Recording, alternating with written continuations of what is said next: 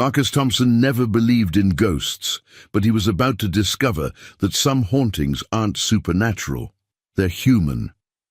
When a 2,400-acre ranch in rural Montana sold for $7 at a county auction, everyone said it was cursed. The locals whispered about strange lights, unexplained sounds, and families who'd fled in the middle of the night.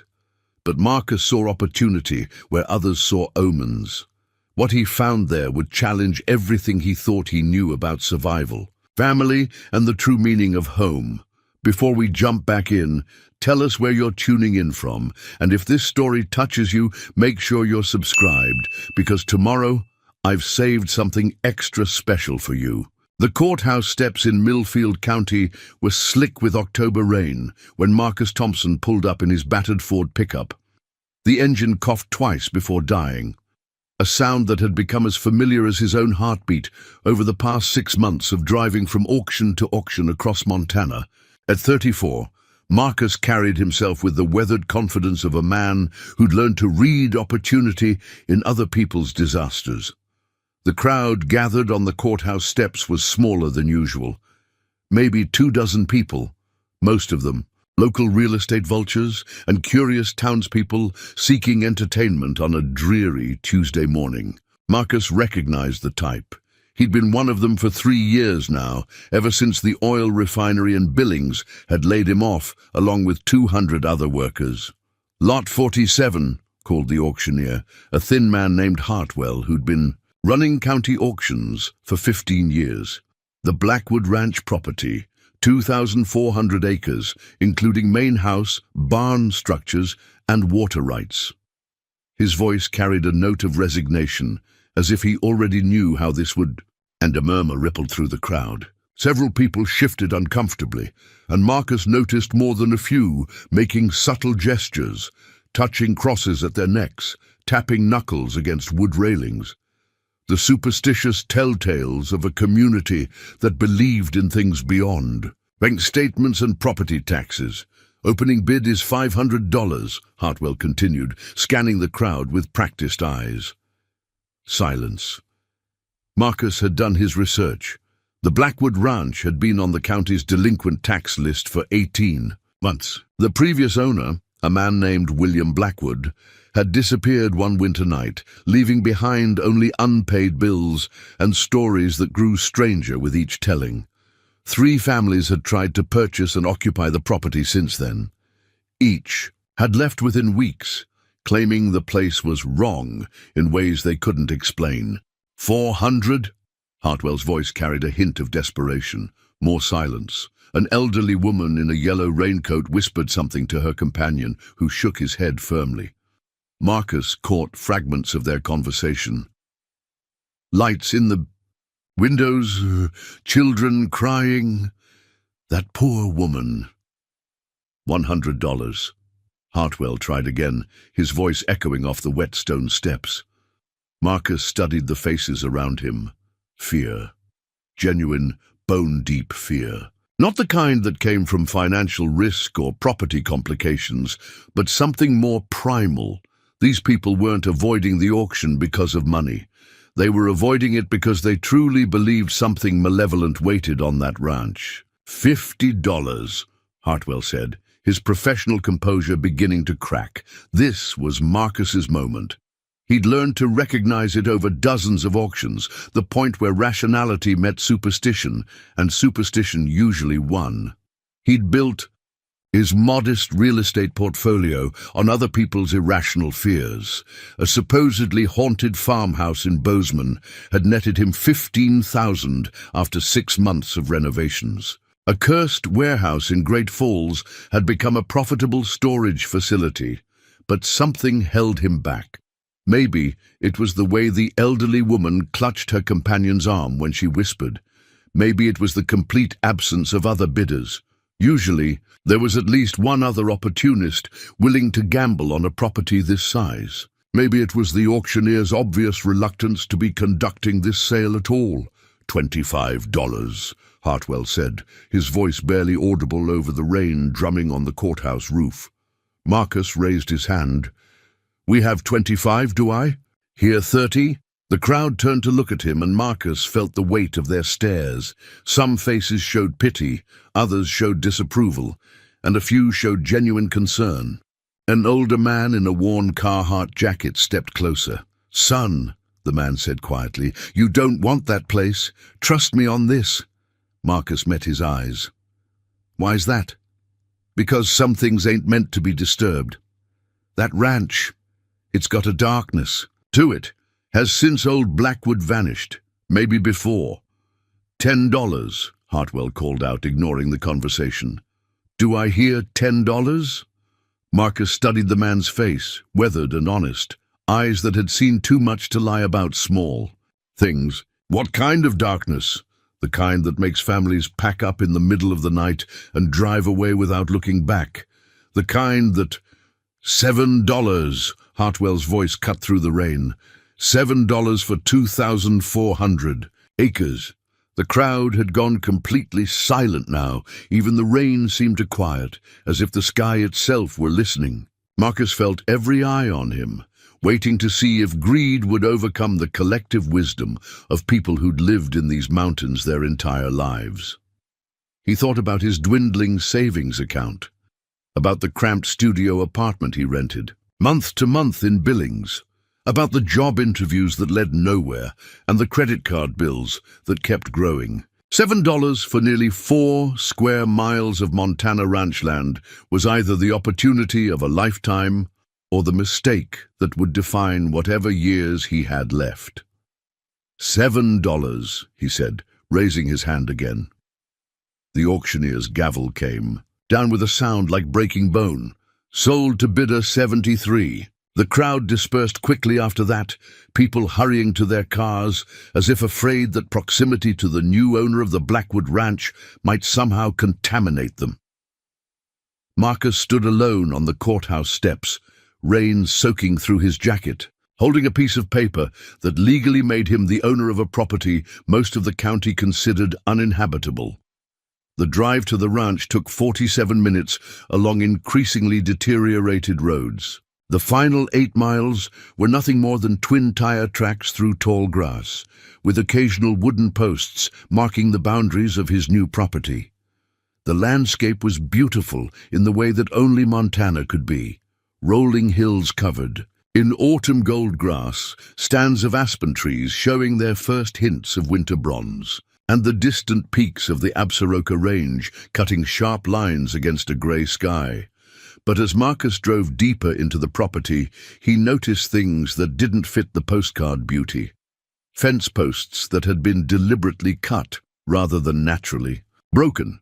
Gates that hung open, their chains cut cleanly through with bolt cutters. Most tellingly, tire tracks that led right up to the main road and then stopped, as if vehicles had backed all the way out rather than risk turning around on the property. The main house appeared as he crested a low hill, and Marcus had to admit it looked exactly like what most people would call haunted. 3 stories of weathered Victorian architecture, with a wraparound porch that sagged in places and shutters that hung at odd angles. The peaked roof was missing several shingles, and one of the chimneys had partially collapsed. Paint peeled from the siding like old skin, and several windows were boarded over with plywood that had warped and split. But Marcus had renovated enough old houses to see past the cosmetic decay. The structure looked sound. The foundation was stone and appeared solid. The roof had problems, but nothing that couldn't be fixed. Most importantly, the bones of the house were good. High ceilings, large rooms, quality materials that had lasted over a century. He parked near the front porch and sat in his truck for a moment, studying the property. The barn was in worse shape than the house, its red paint faded to rust brown, but it too looked structurally sound. Several smaller outbuildings dotted the landscape, what might have been a smokehouse, a tool shed, and something that looked like old servants' quarters. The silence was complete. No birds, no wind through the grass, no distant highway noise, just the ticking of his truck's cooling engine and his own breathing. Marcus had spent enough time in rural Montana to know that this kind of absolute quiet wasn't normal. Even in The most remote areas, there were always sounds, insects, small animals, the whisper of wind through vegetation. He stepped out of the truck and immediately felt the temperature difference. It had to be at least 10 degrees colder here than it had been at the courthouse, and the air carried a smell he couldn't identify. Something organic and slightly sweet, like flowers left too long in water. The front porch groaned under his weight. As he approached the door, someone had secured it with a heavy chain and padlock, but both looked recently installed. Marcus pulled out his phone to call a locksmith, then remembered he was probably 40 miles from the nearest cell tower. The isolation he'd seen as an advantage suddenly felt more ominous. He walked around the house, looking for another way in, and that's when he heard it, a sound so faint he almost missed it. A rhythmic tapping like fingers drumming on wood. It seemed to come from inside the house, moving from room to room with deliberate purpose. Marcus pressed his ear to the nearest window, and the tapping stopped instantly, as if whatever was making the sound knew it was being listened to. He stepped back, heart beating faster than the cold alone could account for. The rational part of his mind offered explanations, settling wood, small animals, pipes expanding and contracting. But the primitive part of his brain, the part that had kept his ancestors alive on dark nights for thousands of generations, was screaming at him to get back in his truck and drive away. Instead, Marcus walked to the barn. The big sliding door was partially open, hanging crooked on rails that had shifted with age. He pulled it wider, wincing as it scraped against the track. With a sound like fingernails on a chalkboard, afternoon light slanted through gaps in the roof, illuminating a space that was larger than his entire apartment. Old farming equipment sat covered in tarps that had become nearly transparent with age and weather. A rusted tractor, its tires flat and cracked, plows and cultivators arranged against the walls like sleeping dinosaurs. The air smelled of motor oil, hay dust, and something else, something that reminded Marcus of his grandmother's root cellar, earthy and dark and alive. He was examining what looked like an antique threshing machine when he heard the voices, children's voices, high and clear, coming from somewhere deeper in the barn. They were singing something, a lullaby maybe, or a nursery rhyme. The melody was familiar, but Marcus couldn't place it. What he could place was the impossibility of children being here, on a property that had been abandoned for over a year, 40 miles from the nearest town. The singing stopped abruptly, replaced by the sound of footsteps moving across the loft. Above his head, not the scampering of small animals or the settling of old wood, but the deliberate footfalls of multiple people trying to move quietly. Marcus looked up at the loft, accessible by a ladder built into the barn wall. Every instinct told him to leave, to get in his truck and drive back to Billings and forget he'd ever heard of the Blackwood Ranch. But $7 was $7, and he'd invested too much of his remaining hope in this place to walk away. Based on sounds that probably had rational explanations, he climbed the ladder. The loft was a single large space under the peaked roof, illuminated by shafts of light from gaps between the boards. Hay bales were stacked along one wall, and the floor was covered with loose straw that rustled under his feet. But what stopped Marcus cold were the signs that someone had been living here. Blankets arranged in neat sleeping areas, a small camping stove with pots and utensils organized nearby, clothes hanging from nails driven into the support beams, children's clothes in various sizes, a makeshift table constructed from a piece of plywood and 2 sawhorses, with books and papers scattered across its surface. And in the far corner, pressed against the wall like animals trying to hide, were 9 people. A woman, probably in her early 30s, with dark hair pulled back and eyes that held the particular exhaustion of someone who'd been running on determination alone for too long. She had one arm around a girl who couldn't have been more than 4 years old, and the other around a boy, maybe 6 or 7. Behind her, 6 more children ranging in age, from what looked like 8 to perhaps 16, all pressed together in a protective huddle. They stared at each other across the loft floor, Marcus and this unexpected family, the silence stretching, until it became almost unbearable. The woman's eyes never left his face, and he could see her calculating, distance to the ladder, whether she could get all the children down and away before he could stop them, where they would run in a landscape that offered no shelter for 40 miles in any direction.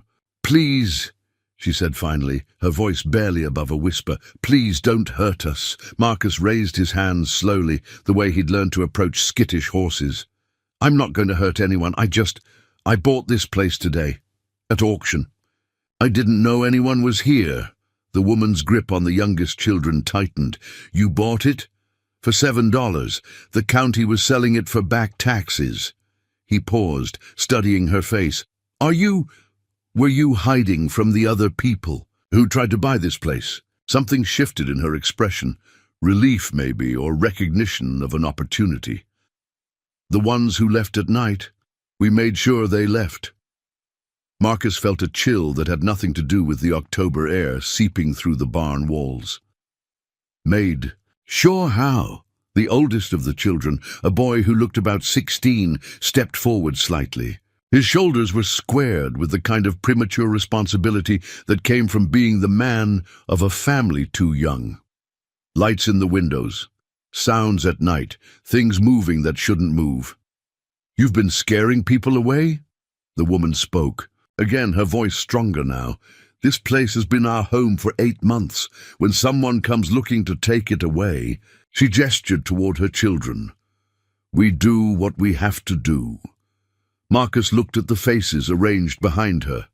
8 children, ranging from the tiny girl clutched in her mother's arms to the teenager who was trying to position himself as protector. They were clean and appeared well fed, but their clothes were worn and carefully mended.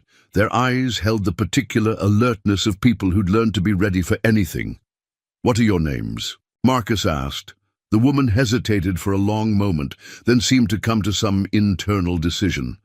"I'm Sarah Mitchell. These are my children." She pointed to each child as she spoke their names. "David, he's 16. Emma, she's 14. The twins are Michael and Matthew, they're 12. Rebecca is 10, Joshua is 8, little Mary is 6, and this is Grace." The 4-year-old in her arms buried her face against her mother's shoulder. 8 children, Marcus said, and immediately regretted how that sounded. Sarah's chin lifted defiantly. "Yes, 8 children, and before you ask, they're all mine. They're all healthy, and they're all staying with me." I wasn't going to ask that. Marcus sat down slowly on a hay bale, trying to make himself less threatening. "I was going to ask how you ended up living in my barn." "Your barn," Sarah repeated, and he heard the bitterness in her voice. "Right, your $7 barn." The story came out in pieces over the next hour, as the children gradually relaxed enough to sit down, and Sarah decided that Marcus posed less immediate threat than the alternatives they'd been facing. Sarah Mitchell had been married to a man named Robert, who'd worked in the coal mines near Red Lodge. When the mine closed, he'd found work on an oil rig in North Dakota, driving home on weekends to see his family. The accident happened on a Friday night in January. Black ice and a semi-truck carrying agricultural equipment. Robert was killed instantly, along with 2 other men from their town. The life insurance was enough to cover the funeral and pay off their trailer, but not much more.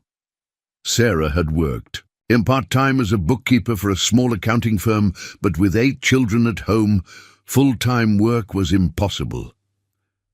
"The state wanted to split them up," Sarah said, her arms still around little Grace.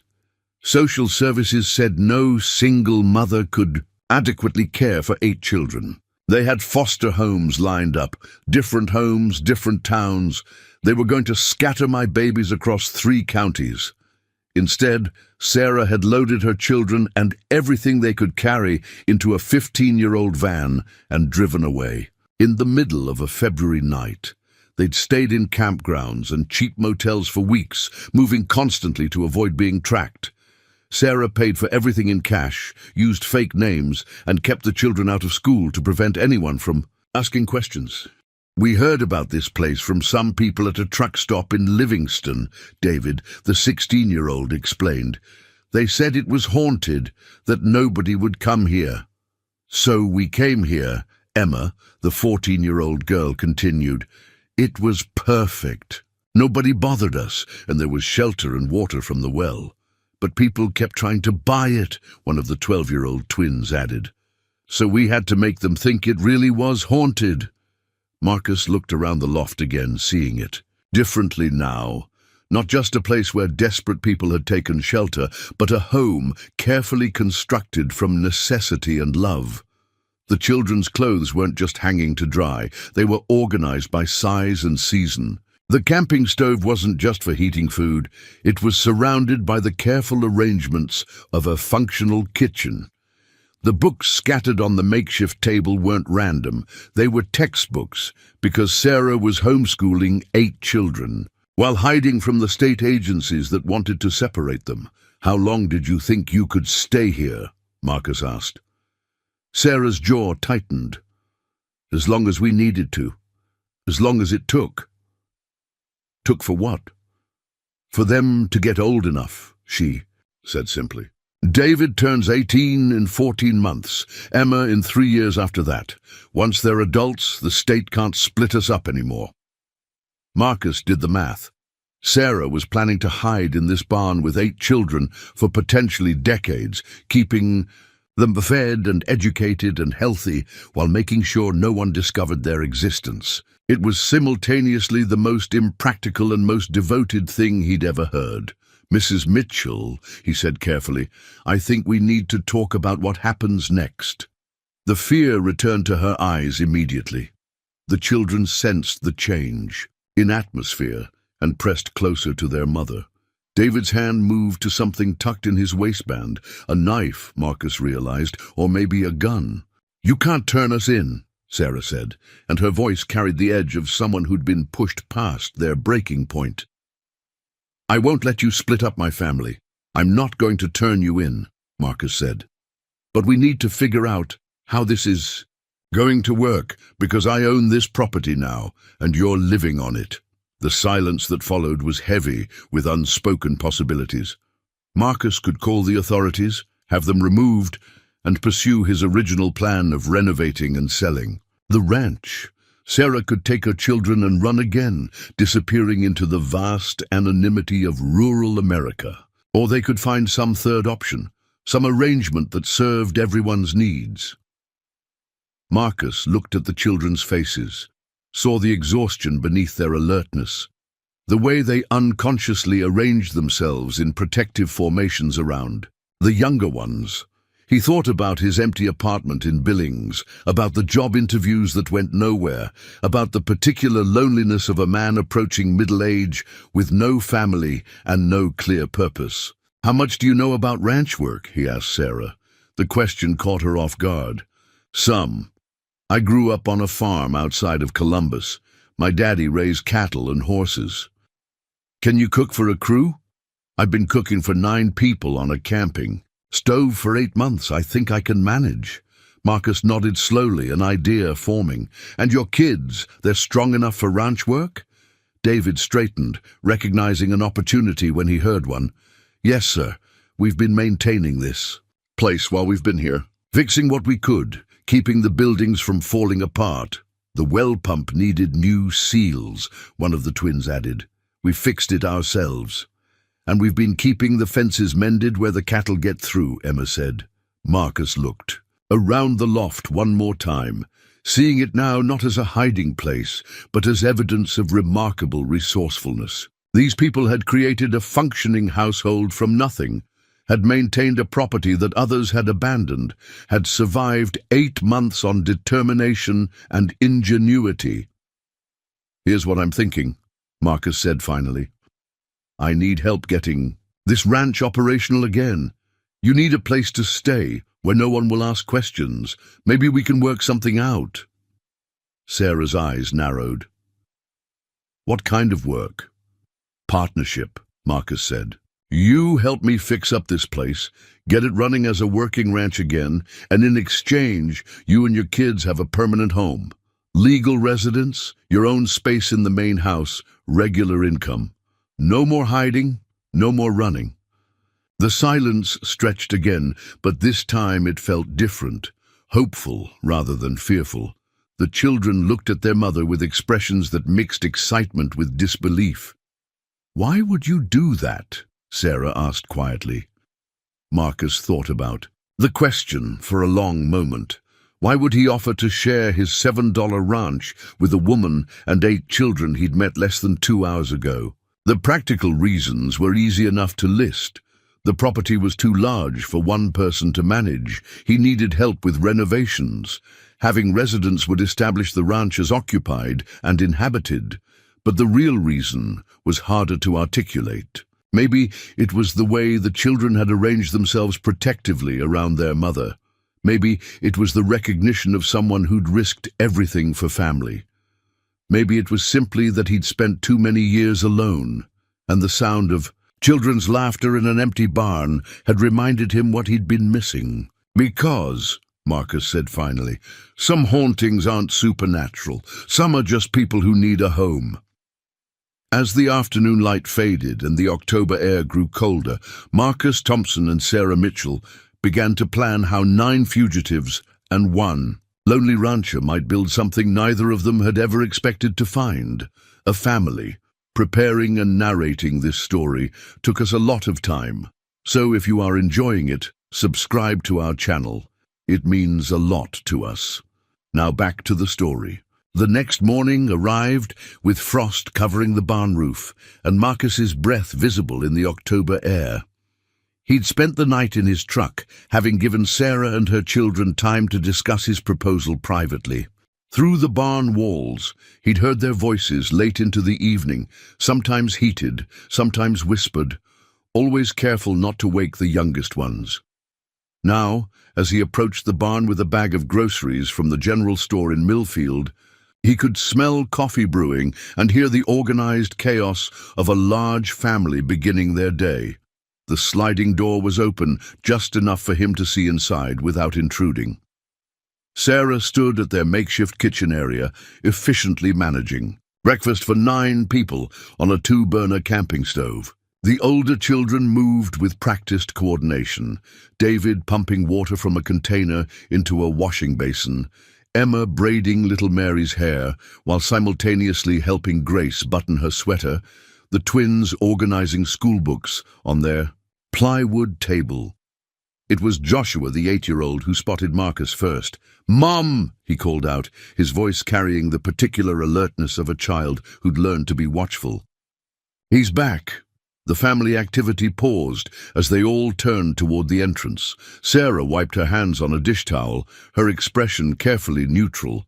She'd obviously made some decision during the night, but Marcus couldn't read what it was from her face. "Mr. Thompson," she said formally, "we've discussed your offer." Marcus stepped into the barn, setting the grocery bag on a hay bale. And David, the 16-year-old, stepped forward. Despite his age, he carried himself with the authority of someone who'd been making adult decisions for months. "We have questions." "Fair enough." "First question," David continued. "What happens when the state comes looking for us? Because they will eventually." Marcus had anticipated this. He'd spent much of his sleepless night researching Montana family law on his phone during the brief periods when he could get a signal. If you're working as ranch employees, living in employee housing, with your children enrolled in the local school district, it becomes much harder for social services to argue that you're unfit or unstable. Emma, the 14-year-old, spoke up, "But they could still take us away." "They could try," Marcus acknowledged, "but they'd have to prove that you're being harmed or neglected. If you're healthy, educated, and living in a stable environment with adequate supervision and resources, their case becomes a lot weaker." Sarah crossed her arms. "And what do you get out of this arrangement? Because I don't believe in charity, and I won't put my children in debt to anyone." I get help renovating this place, Marcus said simply. I get people who know how to maintain ranch equipment and manage livestock.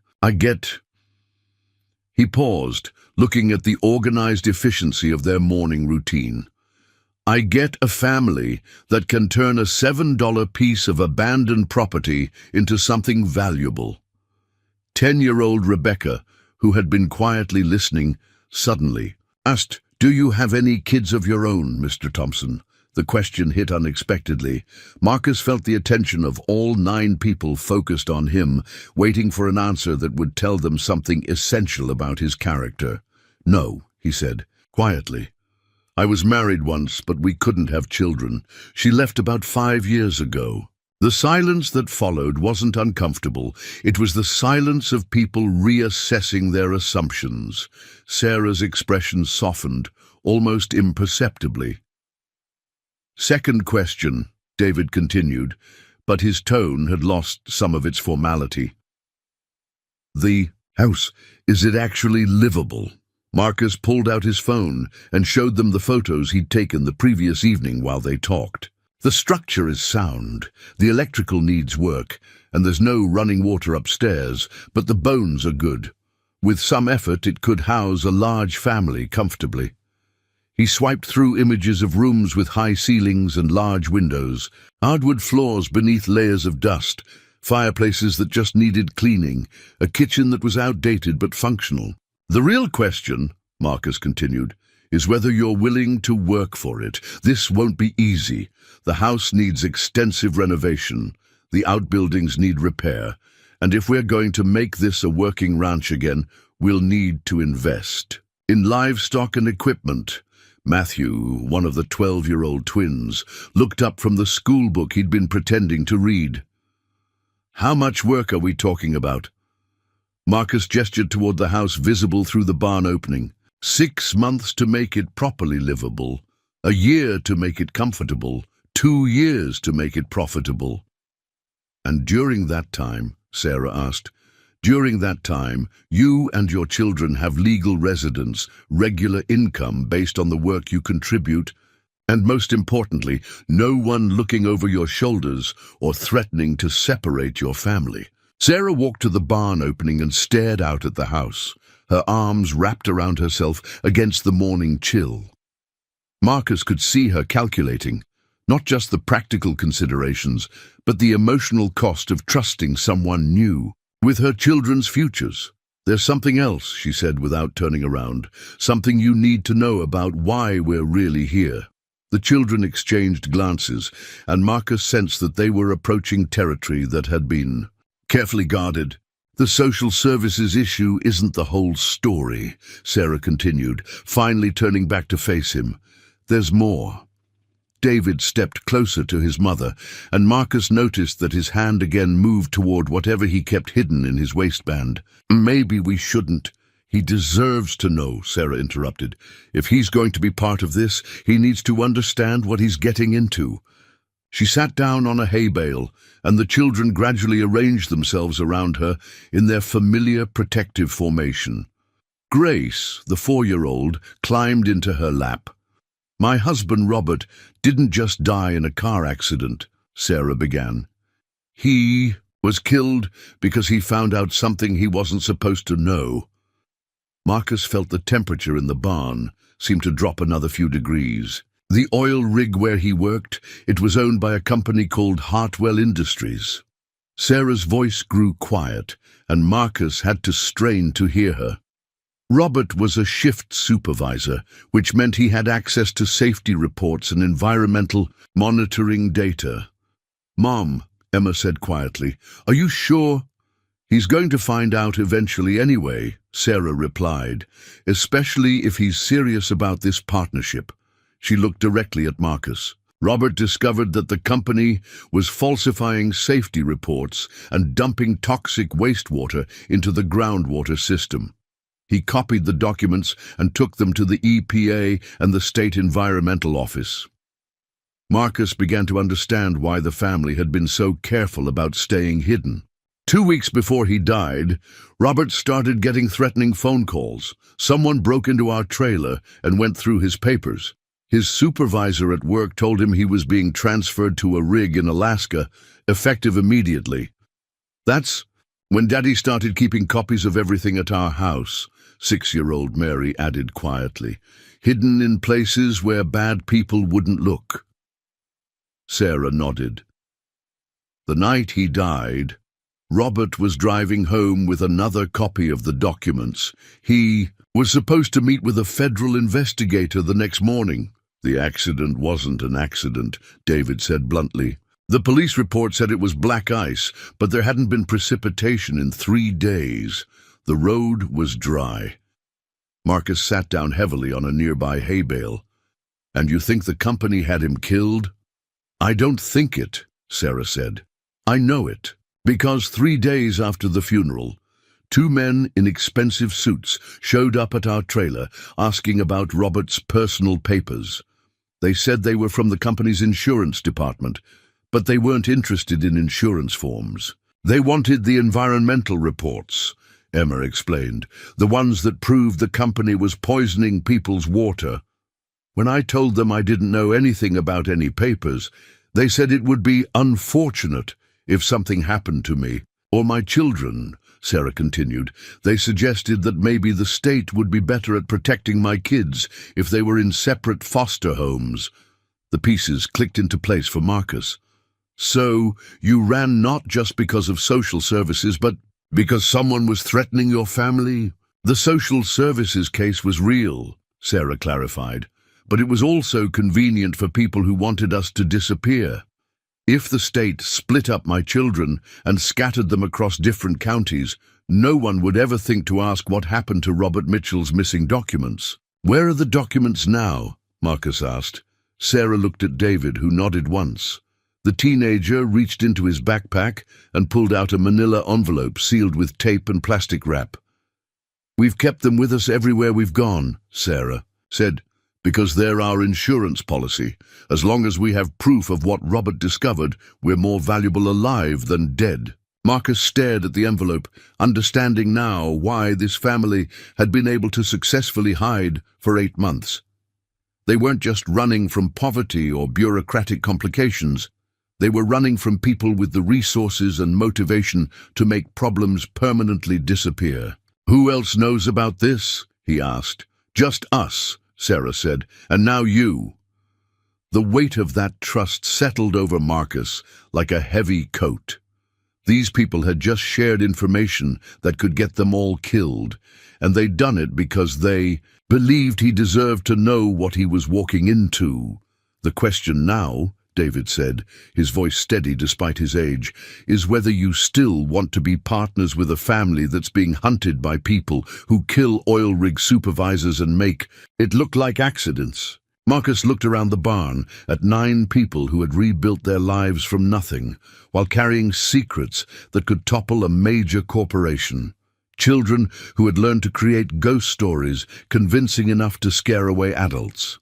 A mother who had chosen to live in hiding rather than let bureaucrats destroy her family. How long do you think you can keep running? He asked. As long as we have to, Sarah replied without hesitation. And how long do you think it'll be before someone with real resources starts putting pieces together? Before they figure out that the haunted ranch that nobody wants to buy is the perfect place for a family to disappear? The silence that followed was heavy with implications none of them wanted to voice. Here's what I think, Marcus said finally. I think you're safer hiding in plain sight than you are hiding in the shadows. I think a family of ranch employees living in employee housing is a lot less interesting to dangerous people than a family of mysterious fugitives living in abandoned barns. And if you're wrong, Emma asked quietly. Marcus met her eyes, seeing intelligence and fear in equal measure. Then we make sure we're prepared for whatever comes. He stood up and walked to the barn opening, looking out at the house that would either become their sanctuary or their trap. But I want to be clear about something, he said, turning back to face them. If we're going to be partners, real partners, then we're all in this together. Your problems become my problems, and my problems become yours. That envelope stays hidden until we're strong enough and established enough to use it safely. Sarah studied his face for a long moment, then looked at each of her children in turn. Marcus could see the silent communication that passed between them, the kind of wordless consultation that came from months of depending entirely on each other. "All right," she said finally. "We're willing to try this partnership, but we do it our way, carefully, quietly, and with everyone's safety as the first priority." "Agreed," Marcus said, as the morning sun climbed higher, warming the frost on the barn roof. The unlikely family began to plan their next steps. Marcus would return to town to purchase supplies and establish legal employment paperwork. Sarah and the older children would begin assessing what the house needed to become livable. The younger children would continue their homeschool routine, while helping with age-appropriate tasks. But underneath the practical planning, they all understood that they were crossing a line. Marcus was no longer just a man who'd bought a cheap ranch. Sarah and her children were no longer just refugees hiding from an unjust system. They were now conspirators in something much larger and more dangerous. As Marcus prepared to drive back to Millfield for supplies, 8-year-old Joshua tugged on his jacket. "Mr. Thompson," the boy said, "are you going to be our dad now?" The question caught Marcus off guard, and he saw Sarah's eyes widen with alarm at her son's directness. "I'm going to be your friend," Marcus said carefully, "and your partner. And I'm going to help make sure you and your family are safe." Joshua considered this for a moment, then nodded solemnly. "That sounds like what dads do." As Marcus drove away from the ranch, he caught a glimpse in his rear-view mirror of the family standing together in the barn opening, watching him leave. For the first time in years, he was driving towards something rather than just away from his problems, but he also understood with crystalline clarity that he was no longer making decisions just for himself. 8 children and their mother were now depending on him to be smart, careful, and strong enough to protect them from dangers that were still largely unknown. The $7 ranch had just become the most expensive investment of his life. 3 weeks into their partnership, the Blackwood Ranch was beginning to show signs of life that had nothing to do with supernatural hauntings. Marcus stood in what would soon be the main kitchen, watching Sarah direct a renovation project with the efficiency of a military commander and the patience of a teacher managing 8 very different personalities. "David, those floorboards in the pantry are rotted through," she called to her oldest son, who was working in the adjoining room. "We'll need to replace at least 6 planks before we can put any weight on them." "Already pulled them up, Mom," David's voice echoed back. "Mr. Thompson brought the replacement lumber yesterday." Marcus had discovered that David possessed an intuitive understanding of construction that couldn't be taught in any classroom. Give him a problem involving wood, nails, and basic physics, and he'd find a solution that was both elegant and practical. More importantly, he worked with the focused intensity of someone who understood that their family's future depended on getting things right. Emma, meanwhile, had revealed herself to be a natural project manager. She kept detailed lists of what needed to be done, what supplies were required, and which children were best suited for which tasks. At 14, she coordinated the daily work schedule with more competence than most adults Marcus had worked with. "The twins finished cleaning out the upstairs bedrooms," Emma reported, consulting the clipboard that had become permanently attached to her hands. "Rebecca and Joshua got all the broken plaster bagged up. Mary's been helping Mom with organizing the kitchen supplies." "And Grace?" Marcus asked, looking around for the 4-year-old who had a talent for disappearing whenever work was being assigned. "Napping in the truck," Emma said with a slight smile. "She worked really hard this morning carrying scraps to the burn pile." The past 3 weeks had established a rhythm that surprised Marcus with its naturalness. Every morning, Sarah would assign age-appropriate tasks while maintaining the children's educational schedule. The older kids worked on major renovation projects. The middle children handled cleaning and organizing, and the younger ones helped with simple jobs that made them feel included while keeping them safely occupied. Marcus had initially worried about child labor laws and safety issues, but he quickly realized that Sarah had been managing this balance for months. Her children weren't being exploited. They were being taught skills, responsibility, and the satisfaction that came from contributing to something larger than themselves. "Mr. Thompson," 10-year-old Rebecca called from the living room. "Can you come look at this?" Marcus found Rebecca standing in front of the large stone fireplace, pointing at something carved into the mantelpiece. "I was cleaning off all the dust and found this." The carving was small and easy to miss unless you were specifically looking for it. A set of initials followed by a date. WB 1923 was etched into the wood with careful precision. "William Blackwood," Marcus said. "The man who used to own this place." "The one who disappeared?" Rebecca asked. "That's right." Rebecca traced the letters with her finger, her expression thoughtful. "Do you think he was happy here?" It was an unexpectedly profound question from a 10-year-old. Marcus looked around the room, seeing it through Rebecca's eyes. High ceilings, tall windows that let in streams of afternoon light, built-in bookcases, that spoke of someone who valued reading and learning. Despite the years of neglect, the room had good bones and a warmth that no amount of dust could completely obscure. "I think he might have been," Marcus said, "for a while anyway." That evening, as had become their custom, the family gathered in the main living room after dinner. Sarah had managed to get the old radio working, and they listened to country music from a station in Billings while working on various projects. The older children did homework, Sarah mended clothes, and Marcus reviewed ranch supply catalogs. But tonight felt different. Grace had fallen asleep in Marcus's lap while he read to her, and he found himself reluctant to wake her up. Sarah noticed his discomfort and smiled. "She's gotten attached to you," Sarah observed quietly. "Kids do that," Marcus said, though he wasn't sure he believed it. In the 3 weeks since he'd met the Mitchell family, Grace had begun following him around whenever he was working near the house. She'd appointed herself his official tool holder, water fetcher, and conversation partner. "She doesn't remember her father very well," Sarah continued, her voice carefully neutral. "She was only 2 when Robert died." Marcus felt the weight of that information settle heavily in his chest. He looked down at Grace's sleeping face, relaxed and trusting in a way that spoke of a child who felt genuinely safe. "The others remember him," Sarah added.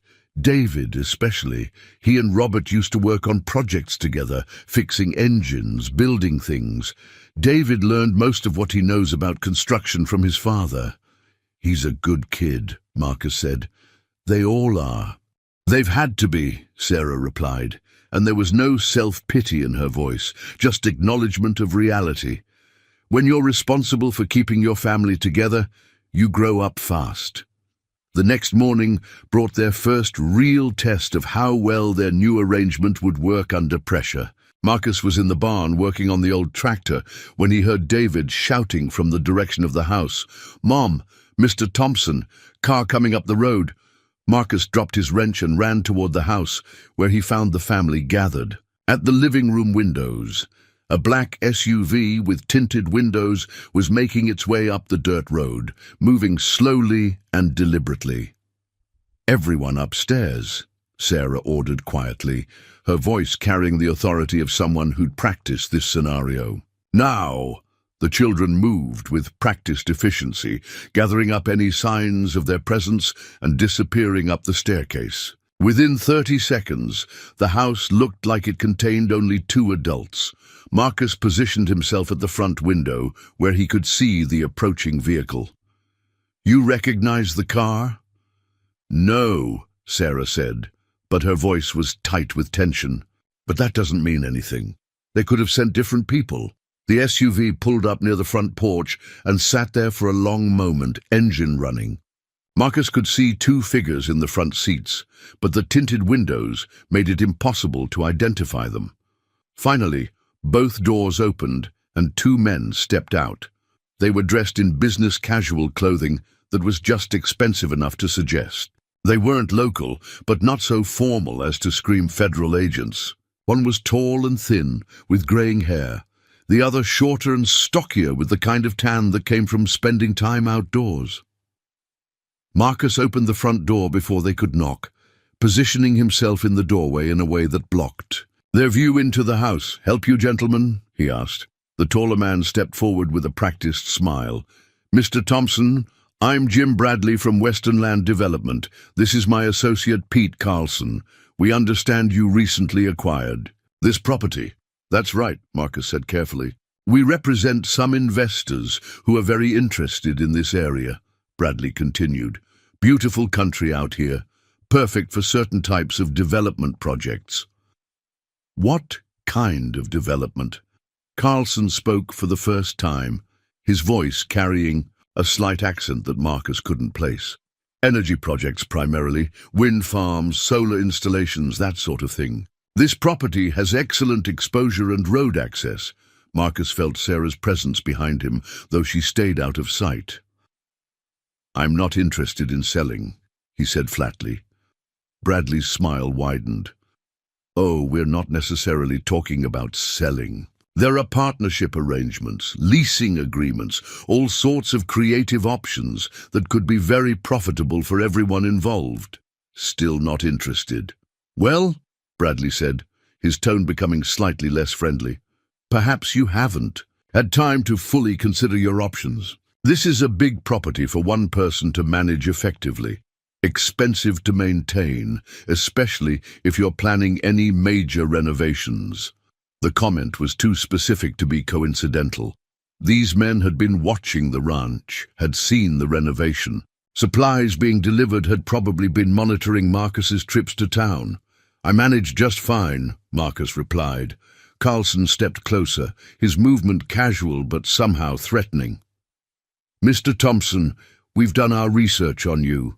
Laid off from the refinery, limited savings, no significant property holdings until now. A partnership with the right investors could solve a lot of problems for you. What if I said I already have partners?" The two men exchanged a quick glance, and Marcus saw something shift in their expressions.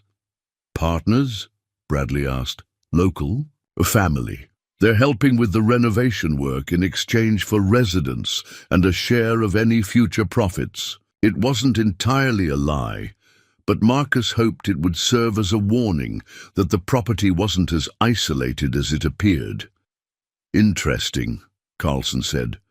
"We weren't aware you had brought in additional residents." "Not much reason you would be," Marcus replied evenly. Bradley pulled out a business card and held it toward Marcus. "Well, Mr. Thompson, we'd still like you to consider our offer.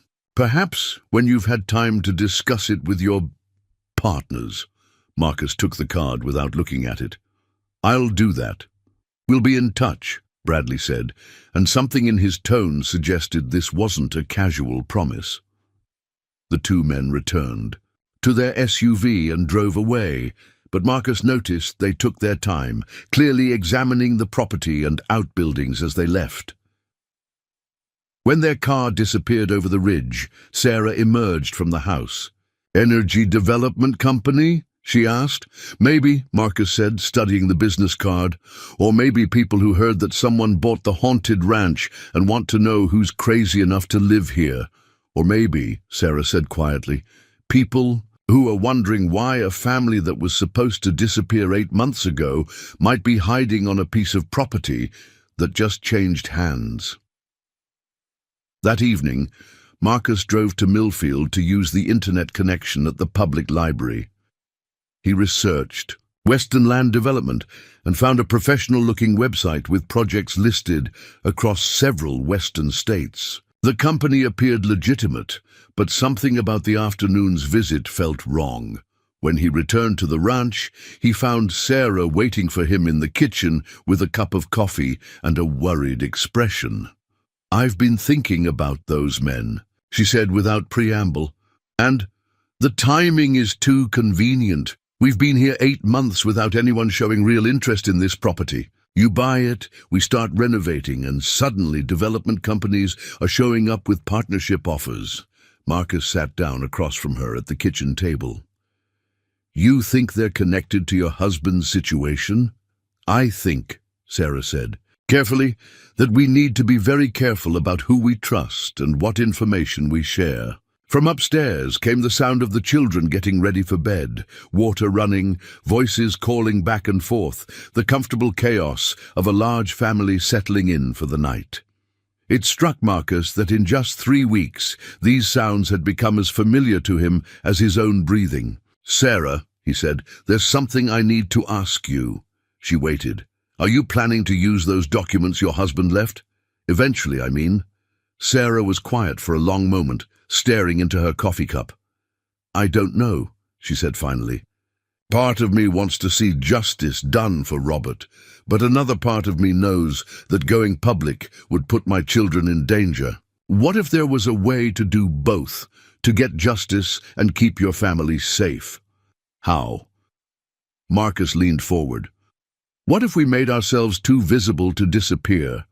What if we became so obviously legitimate, so clearly established in this community, that making us vanish would raise too many questions?" Sarah's eyes sharpened with interest. "What are you thinking?" "I'm thinking," Marcus said, "that we need to become the most successful, most visible ranch operation in this county. We need to be involved in community events, school activities, local business associations. We need to make sure that half the county knows the Mitchell family and considers them neighbors." "Hide in plain sight," Sarah murmured. "Exactly. And once we're established, once we have community connections and local support, then maybe we consider what to do with your husband's evidence." Sarah nodded slowly. "It's risky, but you might be right that it's less risky than staying hidden." As they discussed the details of integrating the family into the local community, Marcus felt a shift in their relationship. They were no longer just partners in a business arrangement. They were co-conspirators in a plan that could either save Sarah's family or get them all killed. But as he listened to the children settling into sleep in the rooms above them, Marcus realized he was willing to take that risk. Somewhere over the past 3 weeks, 8 children and their mother had stopped being his responsibility and started being his family. The only question now was whether their enemies would give them enough time to build the defenses they needed. Millfield Elementary School gymnasium buzzed with the controlled chaos of a community potluck dinner. Marcus stood near the entrance, adjusting his tie nervously while watching Sarah smooth down Grace's hair for the 3rd time in 5 minutes. The Mitchell children clustered around their mother, dressed in their best clothes, which Marcus had learned meant carefully mended hand-me-downs that Sarah had somehow made look respectable. "Remember," Sarah whispered to her older children, "we're the new ranch hands at the Blackwood place. Mr. Thompson hired us to help with renovations and livestock management. We've been here about a month." David nodded, his jaw set with determination. At 16, he understood better than his younger siblings how critical this evening was to their family's future safety. Emma clutched a covered dish containing her specialty, cornbread made from a recipe that had belonged to her grandmother, and tried to look confident despite the butterflies Marcus could see fluttering in her expression. "They're going to ask questions," Marcus said quietly. "Lots of questions. That's normal for a small community when new people arrive."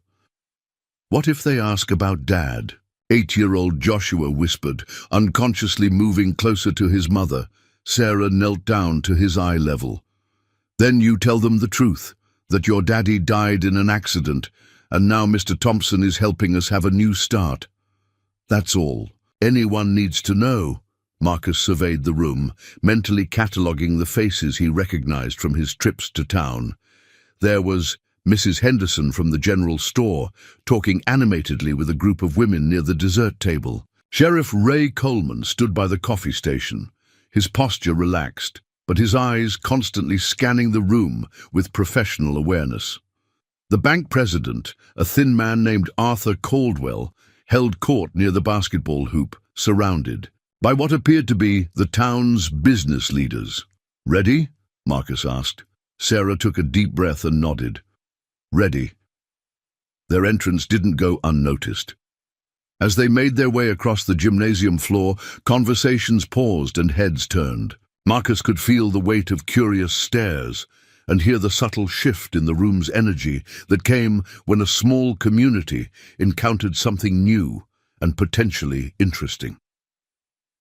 Mrs. Henderson approached them first, her expression warm but evaluating. "Marcus Thompson, how nice to see you here, and you must be the family he's been telling us about." "Sarah Mitchell," Sarah said, extending her hand with a confidence that Marcus knew cost her considerable effort. "And these are my children." The introductions proceeded smoothly, each child stepping forward to shake hands and offer polite greetings that demonstrated the careful coaching Sarah had provided. Marcus watched the faces of the townspeople as they met the Mitchell family, seeing initial curiosity give way to something warmer as the children's genuine politeness and good manners made their impression. 8 children, Mrs. Henderson mused, not unkindly, but with the frank assessment of someone who'd raised 4 of her own. That's quite a household to manage. "They're good kids," Sarah replied simply. "They help each other, and they help me." "And you're helping Marcus fix up the old Blackwood place?" This question came from a middle-aged man who introduced himself as Tom Garrett, owner of the local hardware store. "That's right," Sarah said. "The children and I have experience with ranch work and renovation projects. It's been a good arrangement for everyone."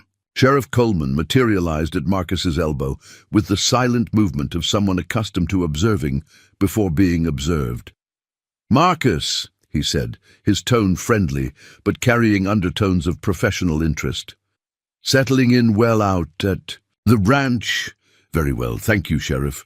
No more problems with trespassers or vandalism?" Marcus felt Sarah tense slightly beside him. They discussed how to handle questions about the ranch's haunted reputation, but facing them in real time felt more challenging than they'd anticipated. "Nothing we couldn't handle," Marcus replied carefully. Place had been empty for a while, so there were some minor issues with people thinking it was abandoned, but having residents there full-time has solved most of the problems. "Good to hear," Coleman said, though his eyes lingered on the Mitchell children with the particular attention of a law enforcement officer who made it his business to know every family in his jurisdiction. "Kids, you'll be starting school here." "In Millfield?"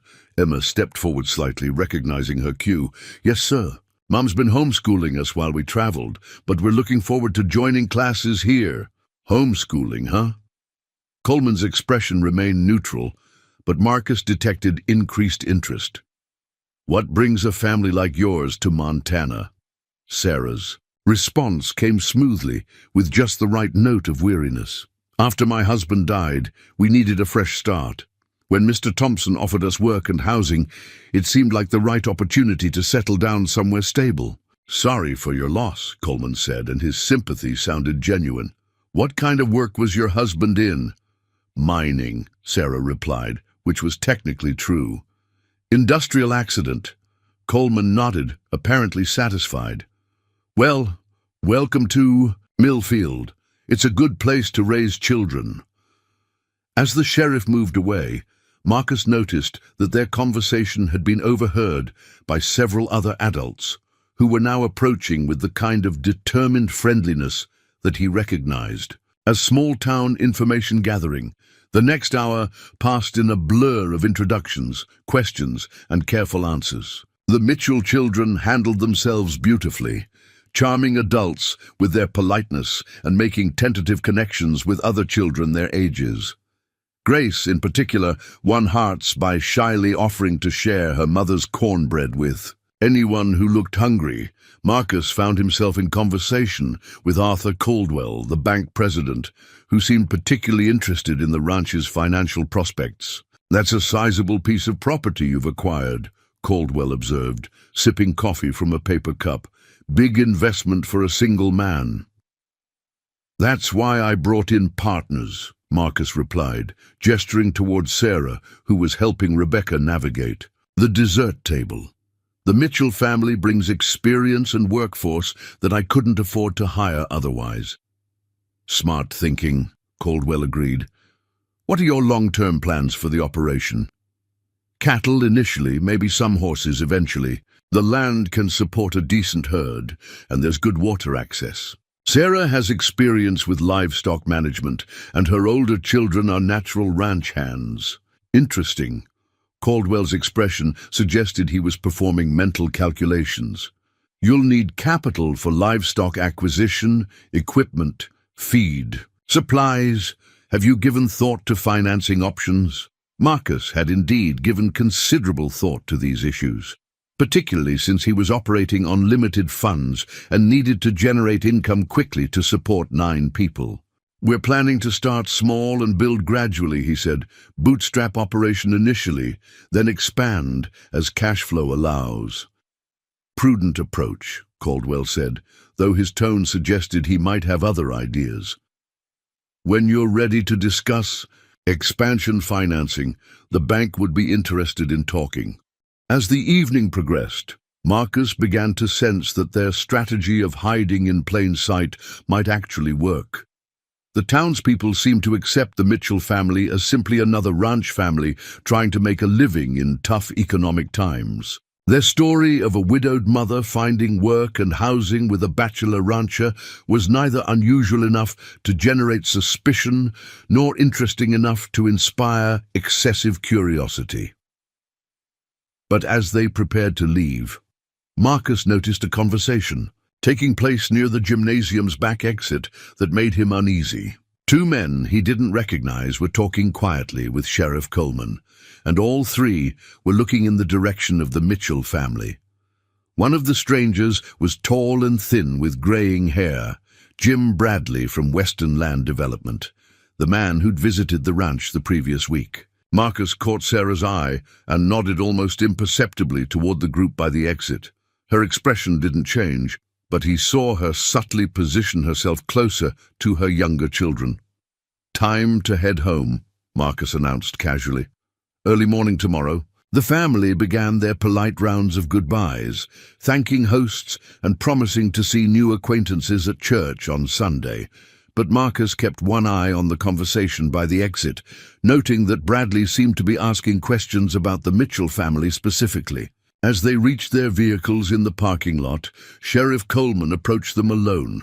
"Marcus," he said, his tone carefully neutral, "I had a couple of gentlemen asking about you and your employees tonight." "Oh?" Said they were investors, interested in energy development projects in the area. "They seemed particularly curious about your family situation." Sarah stepped closer to Marcus, and he could feel tension radiating from her despite her calm expression. "They mentioned they'd visited your ranch last week," Coleman continued. "Asked whether I knew anything about the family you'd hired." "What did you tell them?" Marcus asked. "I told them the truth, that you'd hired a local family to help with ranch operations, and that they seemed like good people trying to make an honest living." Coleman paused, studying Marcus's face. "But I'll tell you, Marcus, something about those men struck me as odd." "Odd how?" "Too many questions about personal details. Most investors want to know about property values, zoning regulations, development potential. These guys wanted to know about family structures, how long you'd all been together, whether the children were enrolled in school yet." Marcus felt his heart rate increase, but kept his voice level. "Maybe they're concerned about community impact." "Maybe," Coleman said, though his tone suggested skepticism. "Or maybe they're the kind of investors who prefer to do business with people who don't have local connections or community ties." The sheriff's implication was clear. He was warning them that someone was taking an unusual interest in their personal situation. I appreciate you letting us know, Sheriff, Marcus said. Just being neighborly, Coleman replied. Millfield takes care of its own, and you're part of the community now. If those men come around asking more questions, I'd like to know about it. As they drove home through the dark Montana countryside, the children chattered excitedly about the people they'd met and the invitations they'd received. Rebecca had been asked to join the school's art club. The twins had connected with boys, their own age, who were interested in 4-H activities, and Emma had received several compliments on her cornbread recipe. But in the front seat, Marcus and Sarah exchanged worried glances. He was warning us, Sarah said quietly when the children's conversation shifted to other topics. Yeah, he was. Which means Sheriff Coleman is either very good at reading people, or he knows more about our situation than he's letting on. Marcus considered this possibility, or maybe he's just a good cop who's seen enough to recognize when something doesn't add up. The question is, Sarah said, whether having local law enforcement aware of our situation helps us or puts us in more danger. As they turned into the ranch road, Marcus noticed fresh tire tracks in the dirt, tracks that didn't match any of their vehicles. Sarah, he said quietly, not wanting to alarm the children. She followed his gaze to the tracks and immediately understood. Someone had been on their property while they were at the community dinner. Kids, Sarah said, turning to face the back seat. When we get to the house, I want everyone to wait in the truck while Mr. Thompson and David check things out. David's expression sharpened with alertness, and Marcus saw the teenager's hand move instinctively to the knife he always carried. Is everything okay? Emma asked, picking up on the sudden tension. Just being careful, Sarah replied. Better safe than sorry. As they approached the dark house, Marcus's mind raced through possibilities. The tire tracks could belong to innocent visitors, neighbors, delivery drivers, even teenagers using the isolated property for recreation. But given the evening's conversation with Sheriff Coleman and the mysterious interest of Western land development, innocent explanations seemed less likely. Marcus parked near the front porch but left the engine running. The house looked exactly as they'd left it, but something felt wrong. The darkness seemed too complete, the silence too absolute. David, Marcus said, grab the flashlight from the glove compartment. We're going to do a quick check of the perimeter before anyone goes inside. As the teenager prepared to accompany him, Marcus caught Sarah's eye in the rearview mirror. The look they shared conveyed a message both understood. Their new life in the open was about to face its first real test. Whether they were dealing with corporate agents, government investigators, or something else entirely, the time for hiding was officially over. From now on, they would have to defend their chosen family and their hard-won sanctuary in full view of a community that was just beginning to accept them. The $7 ranch that had promised them a fresh start was about to become a battleground. The beam of David's flashlight cut through the darkness as he and Marcus circled the house, their footsteps deliberately quiet on the frost-hardened ground. The tire tracks they'd spotted at the main road continued all the way to the house, with additional marks suggesting whoever had visited had spent considerable time examining the property. Mr. Thompson, David whispered, stopping near the kitchen window. Look at this. Marcus followed the teenager's gaze to the window frame, where scratches in the wood suggested someone had attempted to pry it open. The scratches were fresh. Wood shavings still clung to the sill. They tried to break in, Marcus said, his voice tight with anger. But they didn't succeed, David observed, running his finger along the intact window lock. Mum made sure all the windows and doors were secure before we left. They completed their circuit of the house, finding 3 more windows that showed evidence of attempted entry. Whoever had visited during their absence had been thorough and determined, but the security measures Sarah had insisted upon had held. The barn, Marcus said, and they headed across the yard. The barn doors hung open, though Marcus distinctly remembered closing them before they left for the community dinner. Inside, their living space in the loft had been systematically searched.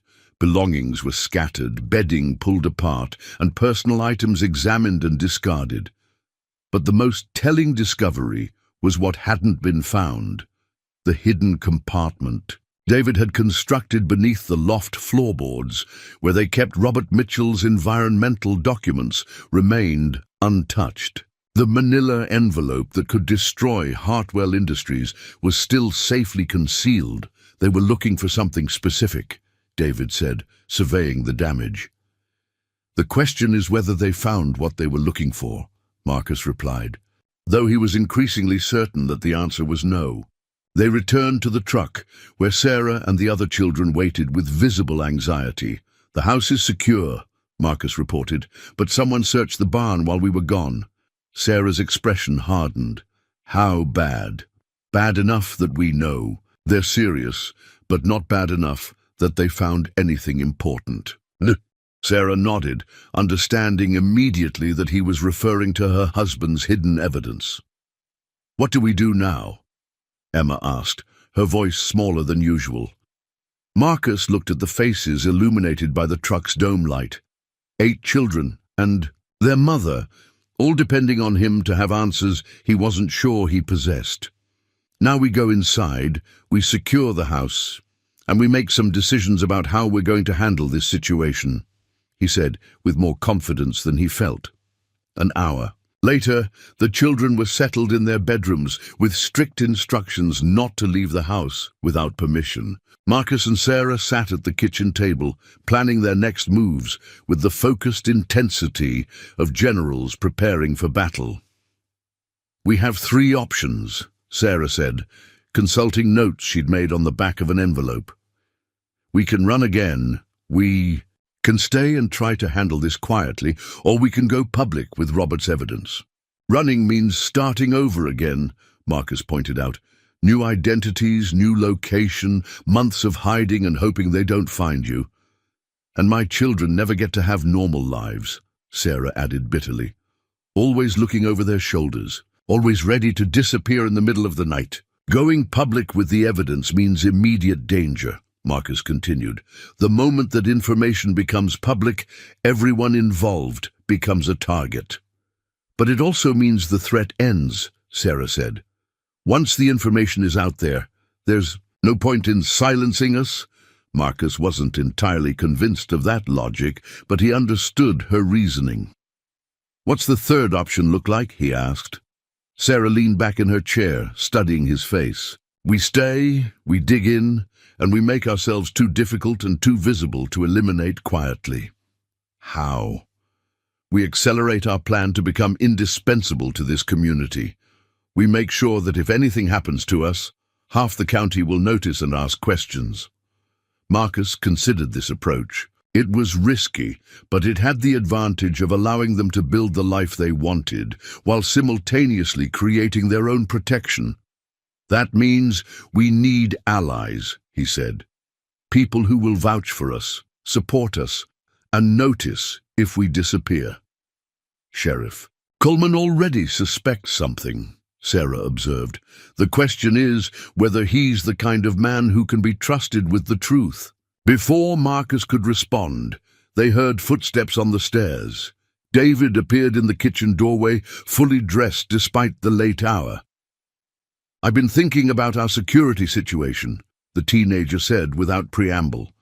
Marcus gestured for him to join them at the table. "The people who searched the barn tonight, they're professionals," David continued. "They were systematic, thorough, and they knew how to search without leaving obvious evidence. But they missed the hidden compartment, which means they're not infallible." "Your point?" Sarah asked. "My point is that if they come back, and they will come back, we need to be ready for them. Really ready." David pulled out a hand-drawn map of the ranch property, marking locations with careful precision. "I've been studying this place since we arrived," he said. "The house has good sightlines in all directions, but there are blind spots where someone could approach without being seen. The barn is too exposed to serve as a secure fallback position. But there's a root cellar behind the house that's built into the hillside. Stone construction, heavy wooden door, multiple exit routes. Marcus examined the map, impressed by the teenager's tactical thinking. "You're talking about preparing for a siege," he said. "I'm talking about being prepared to protect my family," David replied, and his voice carried the kind of quiet determination that brooked no argument. Sarah studied her son's face, seeing in it an uncomfortable reminder of his father's stubborn courage. "What kind of preparations are you thinking about?" she asked. "Communication equipment that doesn't depend on phone lines, emergency supplies stored in secure locations, early warning systems that tell us when vehicles are approaching the property." "And weapons?" Marcus asked, though he was fairly certain. He already knew the answer. David's hand moved to his waistband, and for the first time, Marcus saw what the teenager had been carrying for months. A compact pistol that looked well-maintained and familiar in his hands. "Dad taught me to shoot when I was 12, David said simply. "He said a man has a responsibility to protect his family." Marcus felt a chill that had nothing to do with the October air seeping through the kitchen windows. They were discussing preparations for armed conflict in a house filled with children, planning defenses against enemies who had already demonstrated their willingness to break into homes and search through personal belongings. "There might be another way," Marcus said slowly. Both Sarah and David looked at him expectantly. "What if we force their hand? What if we make them come at us openly, in a situation where they can't operate quietly?" "How?" Sarah asked. Marcus stood up and walked to the kitchen window, looking out at the ranch property that had become home to 9 people in the space of 5 weeks. "What if we announced our engagement?" he said, turning back to face them. Sarah's eyes widened. "What?" "Think about it," Marcus said, his mind racing through the possibilities. "A widow with 8 children marrying a local rancher is exactly the kind of story that gets attention in a small community. Church announcements, newspaper write-ups, community celebrations.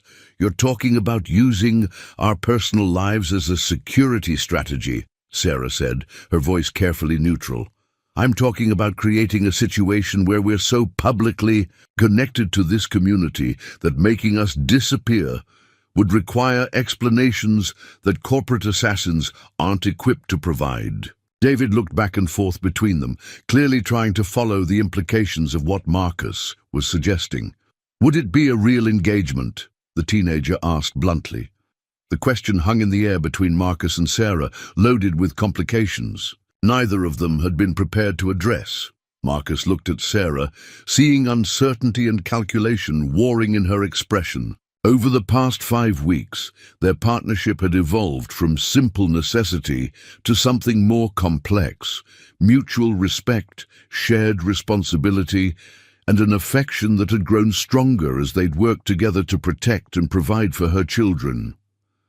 But marriage was a different matter entirely. "It would be real enough," Marcus said carefully, "real enough to convince the community, real enough to provide legal protections, real enough to make us harder to separate." "And after?" Sarah asked quietly. "After the danger passes and we don't need the protection anymore?" Marcus met her eyes directly. "That would be up to us to figure out." David cleared his throat, reminding them that they weren't alone in the kitchen. "I think it's a good plan," the teenager said, with the straightforward practicality that Marcus had come to associate with all of Sarah's children. "Mum deserves to be happy, and you've been good to our family. If getting married helps keep us safe, then you should get married." Sarah looked at her son with an expression that mixed love, pride, and exasperation. "It's not that simple, David." "Why not?" the teenager asked. "You like him, don't you? And he obviously cares about us. We're already living like a family anyway." From the mouths of babes, Marcus thought, though he wasn't sure whether David's directness was helpful or problematic. "There's another consideration," Sarah said, and her voice carried a note of vulnerability that Marcus hadn't heard before.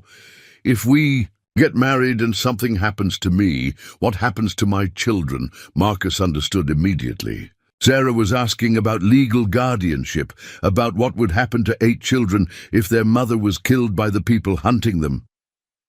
If we're married, Marcus said quietly, they become my legal responsibility. No social services intervention, no foster care placements, no breaking up the family. Sarah nodded, and Marcus could see her working through all the implications, practical, legal, emotional, and strategic. I need to think about this, she said finally. How much time do we have? David asked, ever practical. Marcus looked out the window again, noting how the darkness seemed more complete than it had earlier, as if the night itself were holding its breath. Not much, he said. Our visitors tonight were conducting reconnaissance. They'll be back, probably within the next few days, and next time they won't be satisfied with just searching the property. The next morning brought a development none of them had anticipated. Sheriff Coleman arrived at the ranch just after breakfast, his patrol car kicking up dust as he approached the house. Sarah gathered the younger children and moved them to the back of the house, while Marcus and David met the sheriff on the front porch. Morning, Marcus, Coleman said, his expression serious. We need to talk. What about? About those visitors you had last night. Marcus felt his heart rate spike. How did you know about that? Because, Coleman said, one of my deputies spotted an unfamiliar vehicle leaving your property around 11 o'clock, and I know you folks were at the community dinner until almost 10:30. The sheriff stepped closer, lowering his voice. Marcus, I don't know what kind of trouble you and that family might be in, but I want you to know that Millfield takes care of its own. If someone is threatening you or those children, I need to know about it. Marcus looked into Coleman's eyes, seeing genuine concern and professional determination. This was the moment of decision. Trust local law enforcement with the truth, or continue trying to handle the situation alone. Sheriff, Marcus said quietly, there are some things about Sarah Mitchell's situation that you need to know. As the morning sun climbed higher over the Montana hills, Marcus began to tell Ray Coleman the story of Robert Mitchell's death, the environmental cover-up, and the corporate conspiracy that had made refugees of a mother and her 8 children.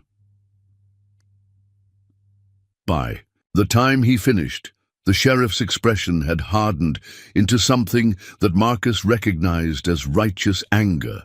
So you're telling me, Coleman said slowly, that some oil company murdered a whistleblower and has been hunting his family for 8 months. That's what we believe, yes. Coleman was quiet for a long moment, staring out at the ranch property that had become sanctuary for 9 people who had nowhere else to run. Well then, the sheriff said finally, I guess it's time this county learned how to deal with corporate bullies. As Sarah emerged from the house with the younger children in tow, Marcus realized that their strategy of hiding in plain sight was about to get its most crucial test. They now had a law enforcement ally, but they also had enemies who were clearly escalating their efforts to eliminate the Mitchell family permanently. The question now was whether Sheriff Coleman's protection would be enough to keep them alive, long enough to figure out how to fight back. Sheriff Coleman spent the next 2 hours examining Robert Mitchell's environmental documents with the methodical attention of a man who'd built his career on understanding evidence. He sat at the kitchen table with reading glasses perched on his nose, occasionally making notes in a small notebook, while Sarah answered his detailed questions about her husband's work and the circumstances of his death. This is damning material, Coleman said finally, setting down the last report. Water contamination levels 50 times above EPA limits, falsified safety inspections, bribery of state officials. If this information had reached the federal investigators, it would have shut down Hartwell Industries permanently. Which is why they killed Robert, Sarah said quietly. Coleman removed his glasses and rubbed his eyes. The problem is proving that his death wasn't accidental. The accident report looks legitimate. Black ice, no witnesses. Investigation concluded within 48 hours. Too fast, David interjected from his position near the kitchen window, where he'd been maintaining watch. Dad always said that proper accident investigations take weeks, not days. Your boy's right, Coleman agreed. But proving misconduct after the fact would require resources and authority that a county sheriff doesn't have. Marcus leaned forward. What kind of resources and authority? FBI, most likely. Environmental crimes, potential murder, interstate, conspiracy. This is federal jurisdiction. The room fell silent as everyone absorbed the implications. Involving federal authorities would provide maximum protection, but would also eliminate any possibility of continuing their quiet life in Millfield. There might be a middle path, Coleman continued thoughtfully. I've got a contact at the State Attorney General's office who specializes in environmental crimes. He's honest, he's aggressive, and he's got federal connections when he needs them. How much do you trust this contact? Sarah asked. With my life, Coleman replied without hesitation. Jim Brennan and I served in Vietnam together. He's the kind of prosecutor who takes environmental poisoning personally. Before anyone could respond, David's voice cut sharply from the window. 3 vehicles coming up the road, black SUVs moving fast. The kitchen erupted into controlled chaos. Sarah immediately began gathering the younger children, while Emma and the twins moved to windows facing different directions. Marcus grabbed the rifle he'd started keeping near the kitchen door, and Coleman stepped outside to his patrol car to radio for backup. How many people? Marcus called to David. At least 6, maybe 8. They're armed. I can see rifle barrels. Through the windows. Marcus felt his mouth go dry. This wasn't another reconnaissance mission or intimidation visit. This was an assault team coming to finish what they'd started 8 months ago. Sarah, get the kids to the root cellar, Marcus ordered. David, you go with them. I'm staying, David replied, his voice carrying the same stubborn determination that Marcus had come to associate with the entire Mitchell family. David, they're my family too, the teenager said firmly. I'm staying. Sheriff Coleman returned. From his radio call, his expression grim. Backup is 20 minutes away. We're on our own until then. The lead SUV crested the hill and accelerated toward the house, followed closely by the other 2 vehicles. Marcus could see armed figures, silhouetted in the windows, and he realized with crystal clarity that the time for negotiation and strategy had ended. Everyone who's not fighting needs to get to the cellar now, he announced. Sarah hesitated for a moment, torn between protecting her younger children and leaving her oldest son to face armed attackers. Go, Mom, David said gently. Take care of them. We'll take care of this. Sarah kissed her son's forehead, then gathered Grace, Mary, Joshua, and Rebecca, shepherding them toward the back door. Emma, now 15 and unwilling to be treated as a child, grabbed the second rifle from the gun cabinet. I can shoot, she said simply, when Marcus looked at her questioningly. The twins, Michael and Matthew, positioned themselves at windows with hunting knives their father had given them, their faces set with premature seriousness. Marcus found himself commanding a defensive force consisting of a county sheriff, a 16-year-old boy, a 14-year-old girl, and 2 12-year-old twins. Against professional killers with military-grade equipment, the odds were not encouraging. The SUVs pulled into a semicircle around the house, positioning themselves to cover all exits. Doors opened and armed figures emerged, 8 men in tactical gear carrying automatic weapons. Marcus recognized 2 of them as the Energy Development, representatives who'd visited the ranch. A voice boomed across the yard, amplified by a bullhorn. This is private security conducting a lawful investigation. We know you're harboring fugitives and stolen documents. Send out Sarah Mitchell and her children and no one gets hurt. Coleman stepped onto the front porch, his sheriff's badge clearly visible. This is Sheriff Ray Coleman, Millfield County. You're trespassing on private property with weapons. Stand down immediately.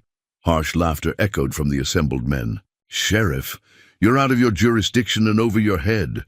Walk away, and you can go home to your family tonight." Coleman's response was to draw his service weapon and take cover behind a porch pillar. "I don't think so," he called back. "These people are under my protection."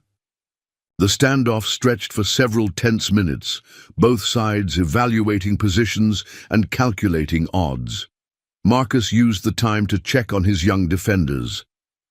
David had positioned himself at the kitchen window with clear sightlines to 3 of the SUVs. His hands were steady on his rifle, and his breathing was controlled.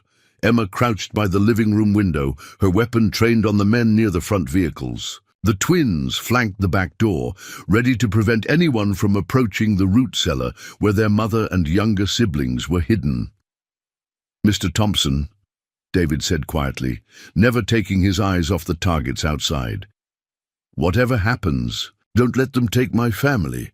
"That's not going to happen," Marcus replied, though he wasn't sure how he could guarantee such a promise. The attack began without warning. The men outside opened fire simultaneously, bullets shattering windows and splintering wood. Marcus dove for cover as the kitchen window exploded above his head, showering him with glass. Coleman returned fire from the porch, his shots precise and deliberate. One of the attackers stumbled and fell, clutching his shoulder. The others immediately sought better cover behind their vehicles. David's rifle cracked from the kitchen, and Marcus saw another attacker spin and drop his weapon. The teenager was shooting with the calm precision of someone who'd been practicing for years. Emma's shots came more rapidly, forcing 2 men to abandon their advance toward the living room window. The twins maintained their position at the back. A door, though Marcus could see that their knuckles were white with tension, but the attackers had superior firepower and training. They began a methodical assault on the house, with some providing covering fire while others advanced. Windows shattered throughout the first floor, and bullets thudded into walls and furniture. Marcus realized they couldn't maintain this defensive position much longer. The house was taking too much damage, and they were running low on ammunition. "We need to fall back," he called to Coleman. "Where?" the sheriff replied between shots. Before Marcus could answer, the sound of additional vehicles approaching at high speed cut through the gunfire. Everyone paused, unsure whether reinforcements were arriving for the attackers or the defenders. Sheriff Coleman's radio crackled to life. "Ray, this is Deputy Martinez. We've got multiple units approaching your position. ETA 2 minutes. Marcus felt a surge of hope, but it was immediately dampened by a new sound: helicopters approaching from the south. They brought air support, David observed with remarkable calm for someone who'd been in a gunfight for less than 10 minutes. The helicopters, 2 of them, swept over the ranch and began circling, but instead of opening fire, they began broadcasting messages. "This is the FBI. All armed personnel on the ground, lay down your weapons immediately. This property is under federal protection." Marcus looked at Coleman in amazement. "Your prosecutor friend works fast," he said. "Jim Brennan doesn't mess around when it comes to environmental criminals," Coleman replied, grinning despite the continuing gunfire.